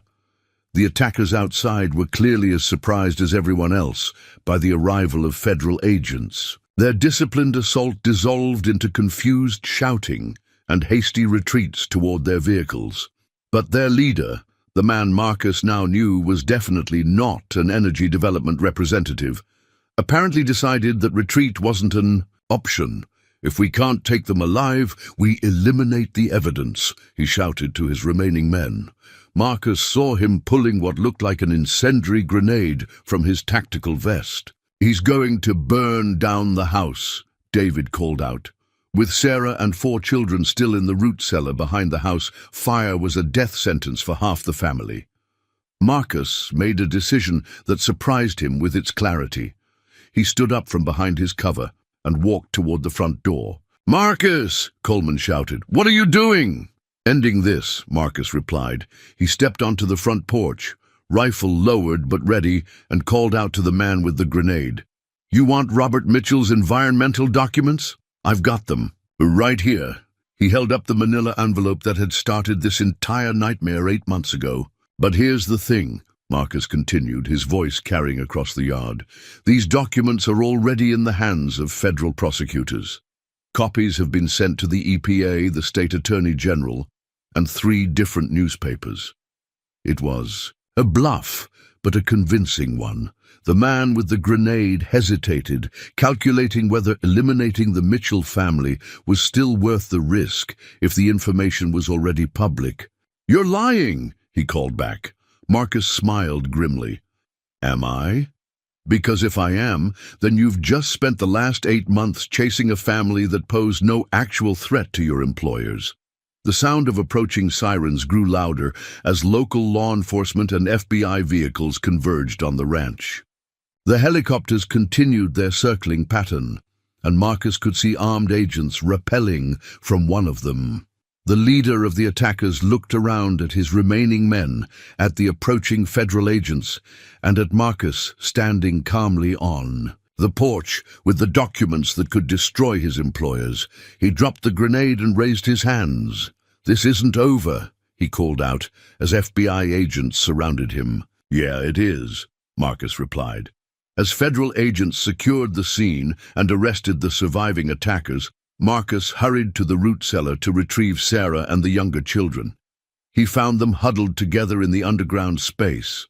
Sarah, clutching a pistol he hadn't known she owned, while Grace and Mary clung to her sides. "Is it over?" Sarah asked, her voice steady despite the fear in her eyes. Marcus looked at this woman who'd spent 8 months protecting her children from corporate killers, who'd built a new life from nothing, who'd trusted a stranger with her family's future. "Yeah," he said, helping her to her feet. "It's over." As they emerged from the cellar into Montana sunlight that seemed brighter than it had that morning, Marcus realized that Sarah's question had multiple meanings. The immediate danger was over. The corporate conspiracy that had murdered her husband and hunted her family was finished. The documents that Robert Mitchell had died protecting were now in the hands of federal prosecutors who would use them to bring justice. But in another sense, their story was just beginning. They had a ranch to rebuild, a community that had rallied to protect them, and a future to figure out together. As Grace ran into his arms and Sarah smiled at him with relief and something deeper, Marcus understood that the $7 ranch had given him exactly what he'd been looking for without knowing. It a family worth fighting for and a purpose worth living for. The haunted ranch was haunted no more. 6 months after the FBI raid that ended their nightmare, Marcus stood in the same kitchen where he'd once planned desperate defenses against corporate killers. Now, the room buzzed with the organized chaos of a large family preparing for the most important day of their lives together. Sarah emerged from the pantry carrying a box of mason jars, her wedding dress protected by one of Marcus's old work shirts. The dress itself was simple, cream-colored cotton that she'd sewn herself with help from the women of Millfield, who had embraced the Mitchell family's story with the fierce protectiveness that small communities reserved for their own. "The flowers from Mrs. Henderson's garden are beautiful," Emma called from the living room, where she was arranging white roses and baby's breath in arrangements that would decorate the ranch for the afternoon ceremony. Marcus had initially suggested they hold the wedding in town at the Methodist church that had become the family's Sunday home. But Sarah had quietly insisted that their vows should be spoken on the land that had given them sanctuary, surrounded by the buildings they'd restored together and the horizons that promised them a future. "Dad?" Grace called, tugging on Marcus's pants leg with the casual familiarity that had developed over the months. "Dad, Rebecca says I can't carry the rings because I'm too little, but I'm 4.5 now." Marcus knelt down to Grace's eye level, still marveling at how naturally the title Dad had emerged from the younger children. It had started with Joshua, spread to Mary, and eventually been adopted by all of them except David and Emma, who maintained a more formal but equally affectionate Mr. Thompson. that somehow carried even more respect. "What do you think, Grace? Are you big enough to carry something really important?" Grace nodded solemnly. "I carried important things when we were hiding. I can carry rings." The weight of her simple statement hit Marcus with unexpected force. This little girl had spent crucial years of her childhood carrying the weight of adult fears and responsibilities. Today, she would carry symbols of love and commitment instead. "Then you'll be our ring bearer," Marcus said, kissing her forehead. "But you have to promise to walk very slowly down the aisle." "I promise," Grace said, then scampered off to inform Rebecca that the matter had been officially settled. David appeared in the kitchen doorway, wearing the new suit that Marcus had bought him for the occasion. At 17 now, he'd grown 3 inches over the winter and gained the kind of solid muscle that came from ranch work and good nutrition. But more importantly, he'd gained something Marcus recognized as peace, the relaxed posture of someone who no longer had to be constantly ready for danger. "The guests are starting to arrive," David reported. "Sheriff Coleman just pulled up with his wife, and I can see at least 6 more cars coming up the road." Marcus looked out the window at the approaching vehicles, still amazed by how thoroughly the Millfield community had embraced his unlikely family. The guest list for today's wedding included nearly half the town. Families who'd met the Mitchells at church potlucks, children who'd become classmates and friends with Sarah's kids, business owners who discovered that the haunted ranch had become one of the county's most successful agricultural operations. The transformation hadn't happened overnight. The first months after the FBI raid had been a complex mixture of legal proceedings, media attention, and gradual community acceptance. Federal prosecutors had used Robert Mitchell's evidence to build cases against 17 Hartwell Industries executives, including charges of murder, conspiracy, and environmental terrorism. The company itself had been dissolved, its assets seized.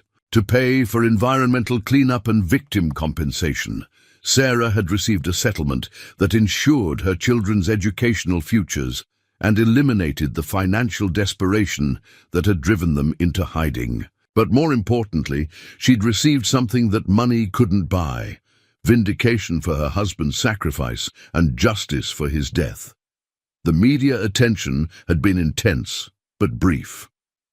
For 2 weeks, the story of the murdered whistleblower's family had dominated environmental news cycles. Then, as news cycles always do, it had moved on to other stories, leaving the Mitchell family to rebuild their lives in relative privacy. Marcus walked to the living room, where the rest of the wedding preparations were taking shape. The twins, now 13 and showing signs of becoming formidable teenagers, were setting up chairs borrowed from the Methodist Church. 10-year-old Rebecca was directing the placement of flower arrangements with the artistic eye she'd discovered during her first year at Millfield Elementary. 8-year-old Joshua was helping his older brothers carry equipment for the small band that would provide music for the ceremony. Emma, now 15 and showing clear signs of inheriting her mother's organizational abilities, consulted the clipboard. That had become her trademark. "Pastor Williams should be here in 20 minutes, she announced. "The cake is ready in the kitchen. The photographer from the newspaper said she'd be here by 2, and Aunt Linda's flight landed in Billings an hour ago." Aunt Linda was Sarah's sister from Oregon, the only family member who'd maintained contact during the months of hiding. She'd arrived the previous day with stories, photographs, and connections to Sarah's past that helped fill in gaps that the children had never known about their mother's life before marriage and motherhood. Marcus had worried about meeting Sarah's sister, uncertain how she would react to the man who'd married into the family under such unusual circumstances. But Linda had embraced him with genuine warmth, thanking him for giving her sister and nephew and nieces the stability they desperately needed.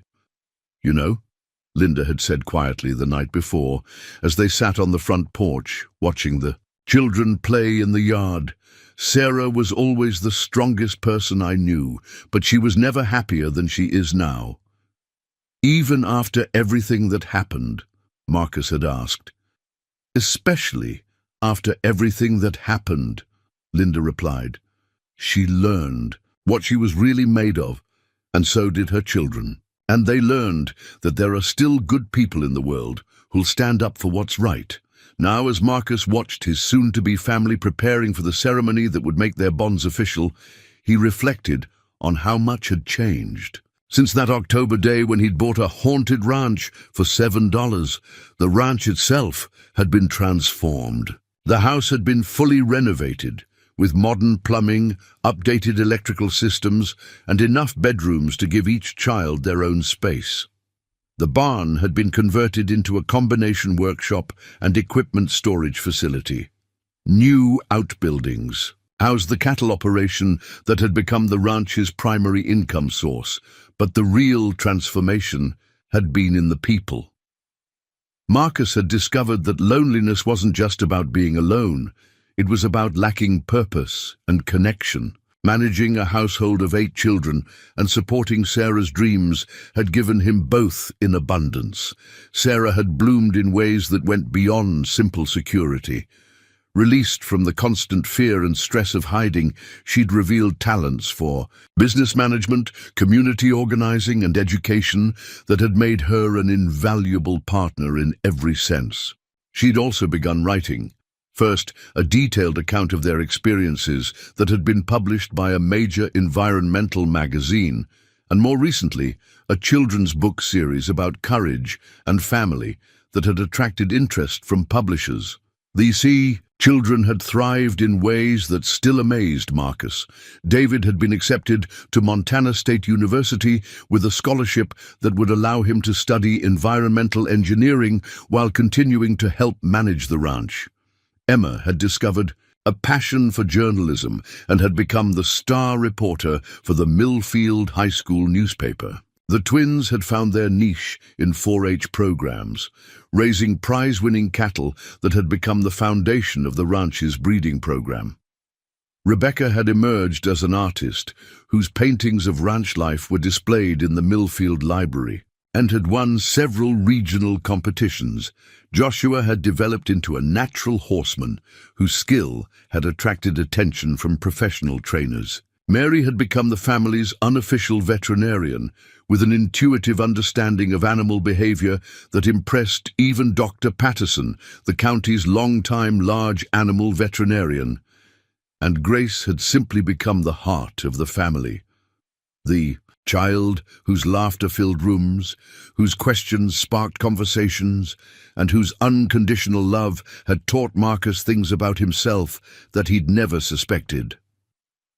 Pastor Williams arrived precisely on time, carrying the Bible he'd used for hundreds of weddings over his 30-year ministry. He was a kind man in his 60s who'd embraced the Mitchell family's story as an example of divine providence working through human courage. "Beautiful day for a wedding," he observed, looking out at the Montana landscape that stretched to the horizon under a perfect blue sky. "Beautiful day for everything," Sarah replied, appearing in the living room in her wedding dress, with her hair arranged in a simple style that Marcus thought made her look radiant.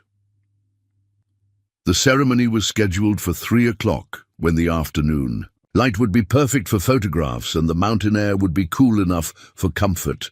Guests continued to arrive, families from town, neighboring ranchers, federal agents who'd become friends during the legal proceedings, and even Jim Brennan, the state prosecutor whose quick action had saved their lives.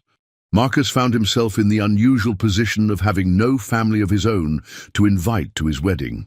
His parents had died years earlier, and he'd lost touch with most relatives during the difficult years after his divorce. But as he watched, the Mitchell children greeting guests and introducing him as "our dad," he realized that family wasn't always about blood relationships. At 2:45, David approached Marcus with a serious expression. "Mr. Thompson," he said formally, "I have something I need to say to you before the ceremony." Marcus felt a moment of apprehension. In the months since they'd become a family, David had been unfailingly supportive of Marcus's relationship with his mother.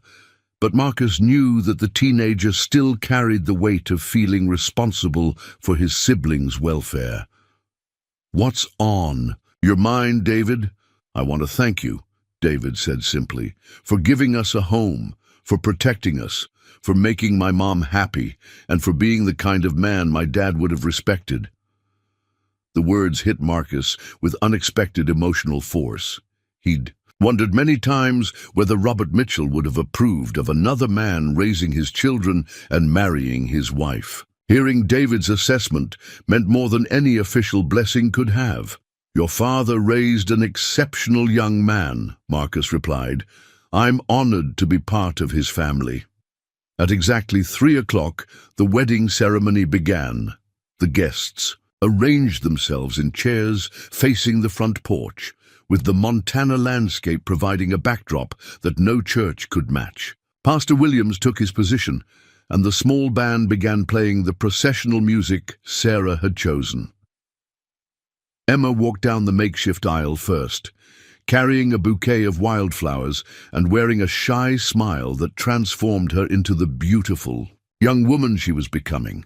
The twins followed, serving as ushers and looking remarkably mature in their matching suits.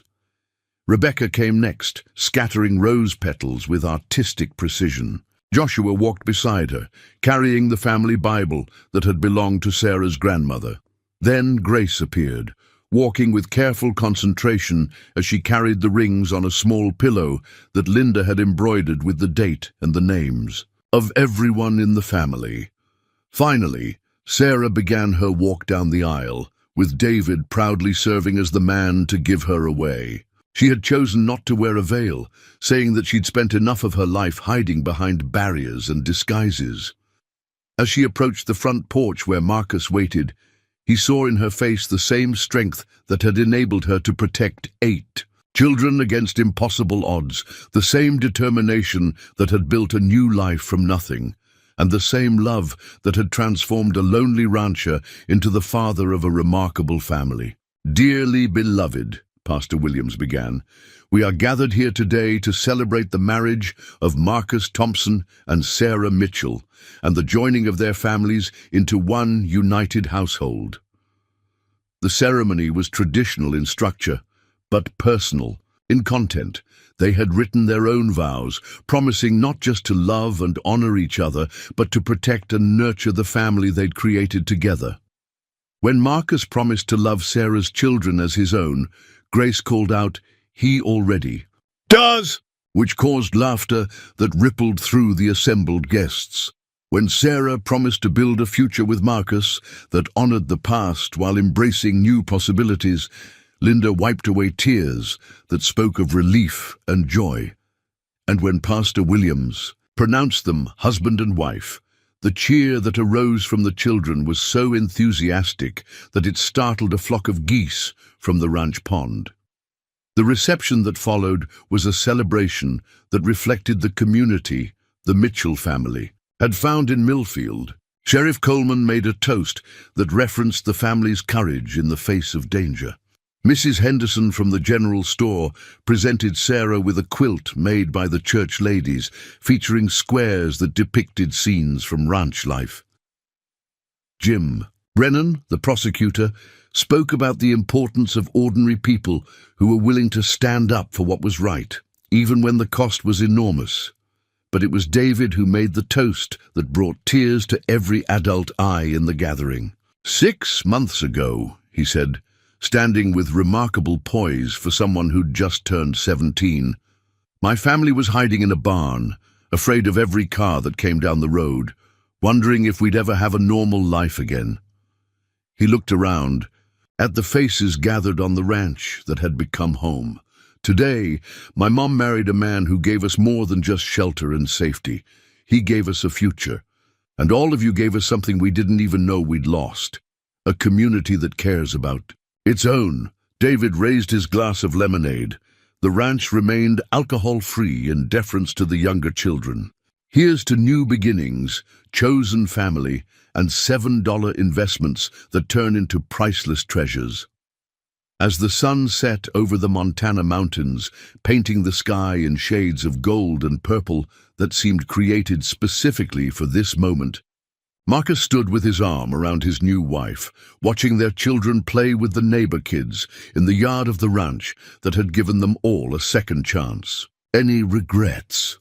Sarah asked quietly. Marcus looked at the house they'd rebuilt together, the land they were turning into a profitable operation, the children who'd made him understand what it meant to be needed and loved unconditionally. "Just one," he said. Sarah looked at him with concern.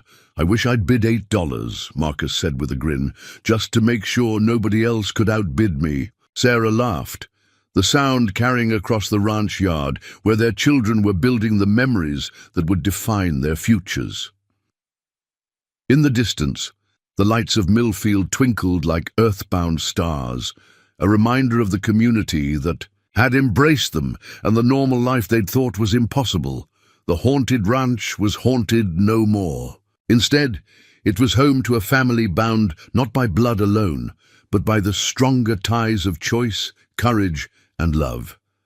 And sometimes, Marcus reflected, as Grace ran up to show him a firefly she'd caught, the best investments were the ones that couldn't be measured in dollars at all. Up next, you've got two more standout stories right on your screen. If this one hit the mark, you won't want to pass these up. Just click and check them out. And don't forget to like, subscribe, and turn on the notification bell so you don't miss any upload from us. New here from Crafty's community. We are currently making a sleeveless top. This is what we did yesterday. This is the back part, which was 46 rows. Oh, thank you. Thanks, Sash. But yeah, so we made the Jordy, and it was the prompt was a loaf of bread bonking a cat loaf. So I chose Jordy, or I think they did say Jordy in it. And so I chose Jordy. He was loafing, and then we had a baguette, a loaf bonk with that. So that's what came of those. Who doesn't want to get bonked with a bit of bread, right? Exactly. Exactly. Even if that's the only way you can get gluten in your life, right? As well. But yeah, so I adored those emotes. We have been live for a few hours. Let me see when our next we might have already had a break, but I'm gonna double check that because I have not taken a decent break. And I know I need one soon. All right, we've got 11 minutes. So in a little bit we will be taking our break. Our food gets here in a few minutes, actually. So it'll be Kismet. It'll happen right at the same time. Just bonk me right in the mouth hole with the bread. Oh my. Say no more, Tash. No. Were you there for the stream on Saturday by chance? Or like, I think you might have been. I think you were. Joe was cracking me the fuck up. That I could not with him. He was like, it was certainly, after dark on all fronts. It was too much. You were in and out, AO.